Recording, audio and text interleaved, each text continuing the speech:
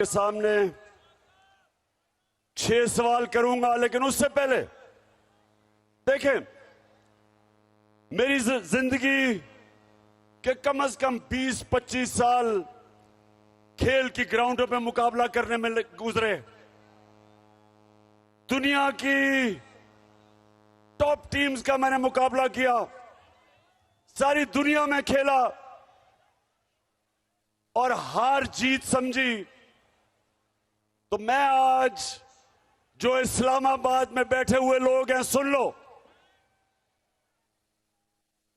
कि मैच, जरा गौर से सुने नौजवानों, आप ये मेरी सी क्रिकेट की जरा क्रिकेट का एक सबक भी सीख लें और मुकाबले का भी एक सबक सीख लें, क्योंकि ये बाकी जितने भी सियासतदान हैं, इनको तो किसी को, ये सारे मिलिट्री की नर्सरी के अंदर पले हुए हैं।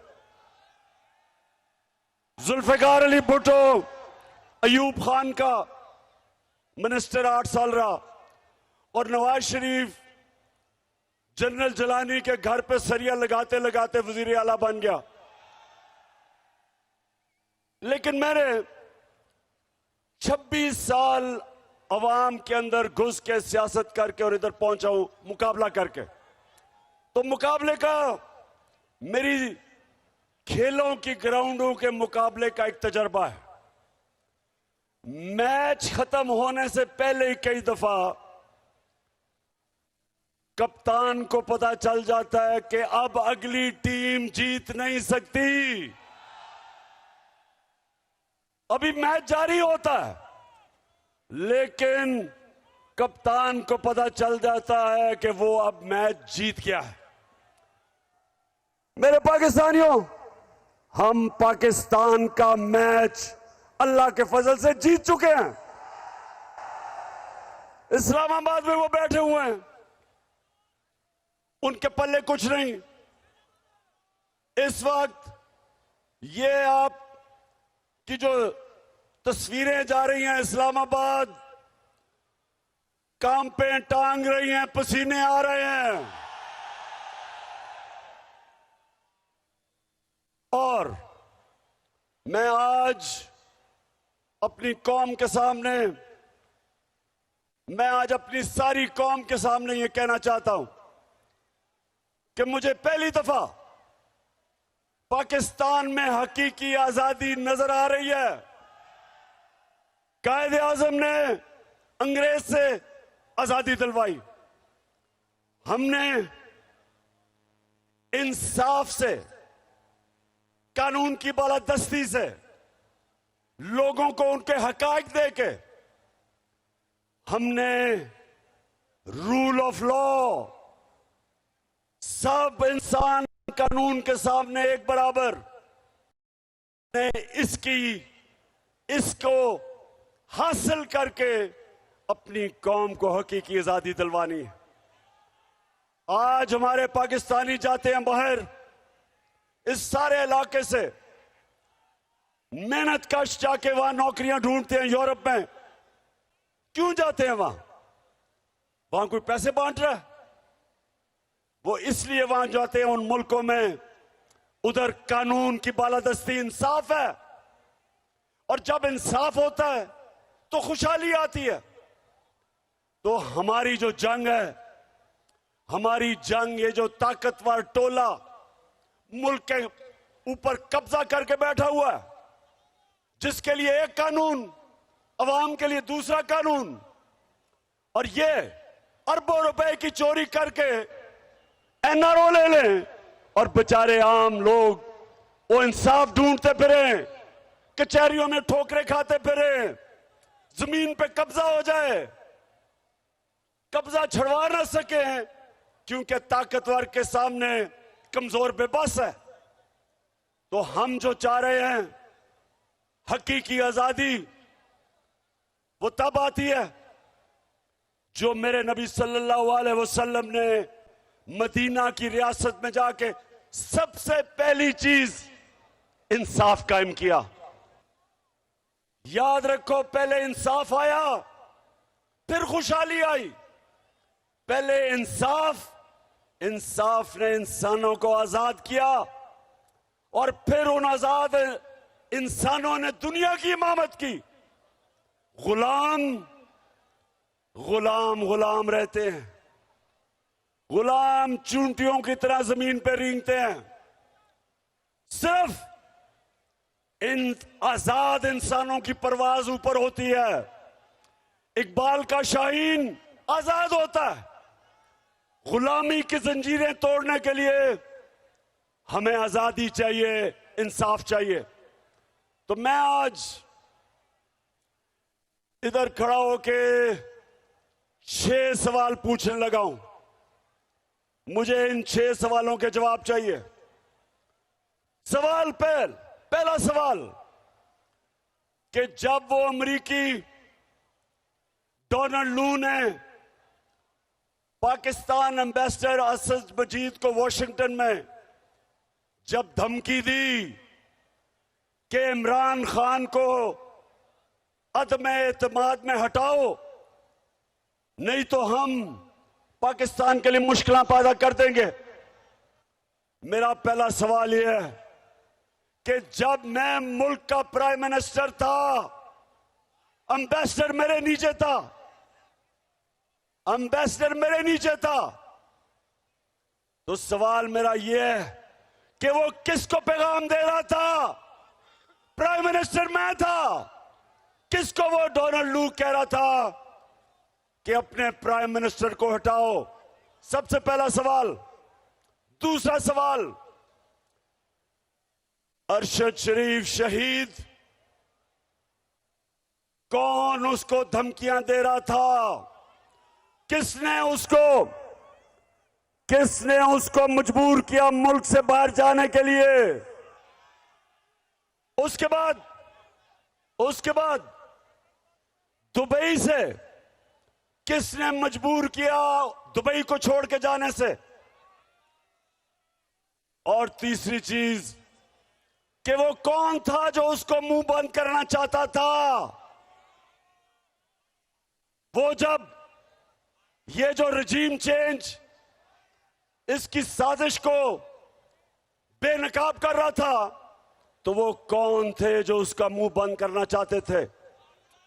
और तीसरा सवाल कि सहाफियों को कौन धमकियां दे रहा है? कौन है जो सहाफियों का मुंह बंद करना चाहता है? कौन आजादी राय से खौफजदा है?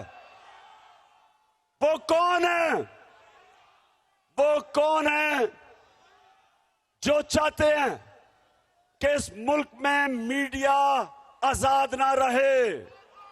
वो कौन है जो सहाफियों को धमकी दे के 4 सहाफी अब तक मुल्क से बाहर चले गए, 3 सहाफियों को मारे पड़वाई हैं, एक को जेल दी है, FIR कटवाई है?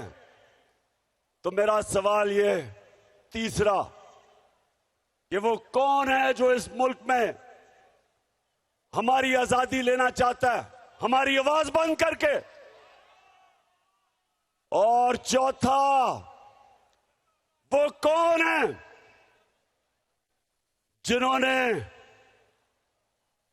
आजम खान स्वाति, सेनेटर, 75 साल उसकी उम्र, उसको पहले बच्चों के उसके पोते और पोतियों के सामने मार पड़वाई और उसके बाद उसको नंगा करके उसके ऊपर तशद्दुद किया? वो कौन है? वो कौन है जो FIA को कह रहा था, ऑर्डर दे रहा था FIA को? वो कौन था? और वो कौन था जो शहबाज गिल, यूनिवर्सिटी प्रोफेसर, उसको उन्होंने नंगा करके उसके ऊपर तशद्दुद किया? कौन थे वो? पुलिस कहती है जी हम नहीं थे, हमें पीछे से ऑर्डर आए। कौन ऑर्डर दे रहा था? और वो कौन है जो टेलीफोन कर करके नामालूम नंबरों से धमकियां देते हैं लोगों को। कौन है वो कौन है जो कहते हैं कि तहरीक इंसाफ से दूर रहो, नहीं तो हम तुम्हारी ऐसी की तैसी कर देंगे? वो कौन है? और मैं ये पूछना चाहता हूं, वो कौन है जो ये चोरों डाकुओं को हमारे ऊपर मुसल्लत किया हुआ है जिन्होंने? और वो सवाल पूछता हूं मैं कि क्या ये इसलिए पाकिस्तान बना था? इसलिए पाकिस्तान बना था, इसलिए कायदे आजम ने जद्दोजहद की थी और अल्लामा इकबाल ने हिंदुस्तान के मुसलमानों के लिए एक अजीम ख्वाब जिसका नाम पाकिस्तान था, क्या ये इसलिए बना था कि इसका इंटीरियर मिनिस्टर 18 कत्ल करने वाला कब्जा ग्रुप राणा सनाउल्लाह हो? क्या इसलिए बना था कि भगोड़ा मफरूर मुजरिम लंदन में बैठ के अरबों रुपए की प्रॉपर्टी पे हमारे ऊपर हमें ऑर्डर करे, इस मुल्क में फैसला करे कि आर्मी चीफ कौन बनेगा? और क्या इसलिए यह मुल्क बना था कि उस बाप और उसके 2 बेटों को सजा होने वाली थी 16 अरब रुपए के FIA केस में, और उसको केसेस उसके खत्म करके उसको, एक मिनट चुप चुप, उसको केसेस खत्म करके बाप और बेटों के, और उसको इस मुल्क का वजीर आजम बनाया।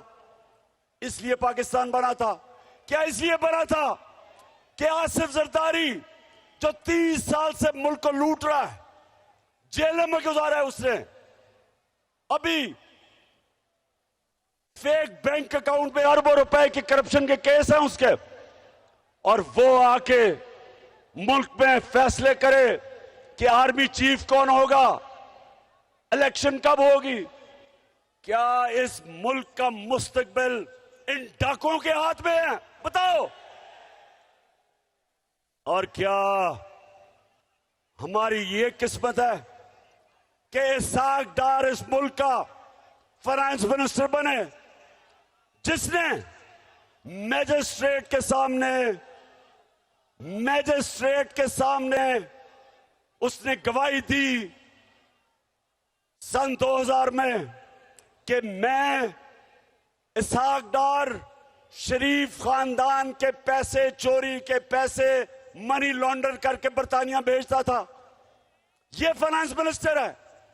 मुझे मेरी कौम एक बात बताओ, हम सबसे दुनिया के अजीम लीडर मोहम्मद मुस्तफा सल्लल्लाहु अलैहि वसल्लम, हम उसके उम्मत हैं, और उसने कुरान के अंदर हमें बताया कि अल्लाह का हुक्म है हमें अमर बिल मरूफ व नही अनिल मुनकर, कि हमें हुक्म दिया कि अच्छाई के साथ खड़े हो और बुराई के खिलाफ जहाद करो।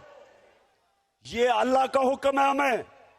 और क्या इन चोरों को ऊपर बिठा के और हमें कहें कि हम इन चोरों की क़यादत मान लें? मैं इनसे पूछता हूं, हम जानवर हैं? हम भेड़ बकरी हैं? हम गाय भैंसे हैं? हम इंसान हैं। हम मोहम्मद मुस्तफा सल्लल्लाहु अलैहि वसल्लम की उम्मत है। हम अमर बिल मरूफ पर चलने वाले हैं। हम कभी इन चोरों को तस्लीम नहीं करेंगे। बताओ पाकिस्तानियों, इन चोरों को तस्लीम करोगे?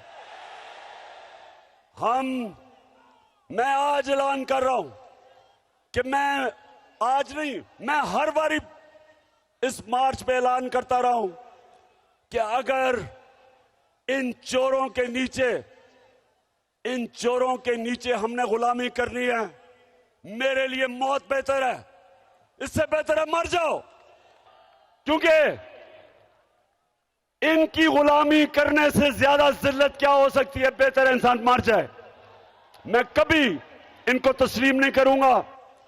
कोई ये गलत फहमी ना समझे कि वहां जाके इस्लामाबाद जाके हमारा ये तहरीक खत्म हो जाएगी। ये तहरीक अगले 10 महीने तक चलती रहेगी जब तक इलेक्शन नहीं होंगे।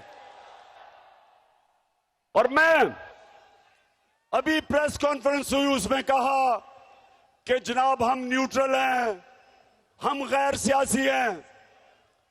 तो मेरा सवाल यह है कि अगर आपने फैसला कर ही लिया है न्यूट्रल होने का और गैर सियासी का, तो क्या चीज आपको रोक रही है साफ और शफाफ इलेक्शन करवाने में?